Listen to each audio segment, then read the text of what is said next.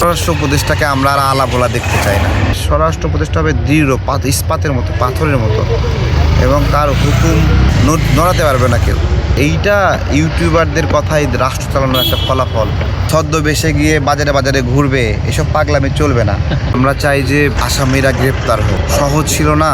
CCTV footage Dhaka শহরের কোথায় পালাবে বলেন, কোন গলিতে কোথায় যাবে? ঘটনা ঘটার সঙ্গে সঙ্গেই তো তারা পালাবে, অনেক পালাবে। কিন্তু আমাদের কুইক রেসপন্স টিম কোথায় প্রশাসনের? হ্যাঁ, যে এখনই ঘটলো এখনই রেসপন্স। এই রাতটা যে সময় দেওয়া হচ্ছে, এই রাতের মধ্যে যদি সকালে ঘুম শুনি যে ভারতে পালায়ে গেছে, অথবা সমুদ্র দিয়ে মায়ানমারে গেছে, অথবা মালয়েশিয়ায় চলে গেছে, তাহলে কেমন লাগবে? এই রাতটা সুযোগ দেওয়া ঠিক হলো না। প্রশাসনের গাফিলতি বা এগুলো বলবো না, আমি বলবো যে তারা এখনও ধরতে পারলো না। ঠিক আছে, ধরলে ভালো হতো, ধরা দরকার, তাদেরকে এটা পারতে হবে।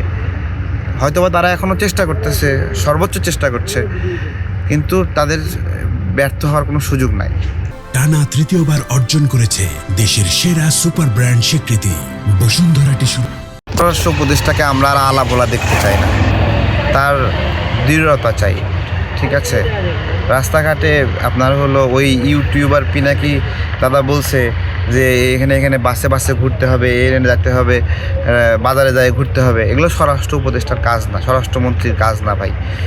ইউটিউবারের কথা শুনে আলা ভোলার মতো সারা বিভিন্ন দিকে যায়, নিজের মহান সাজানোর চেষ্টা করে।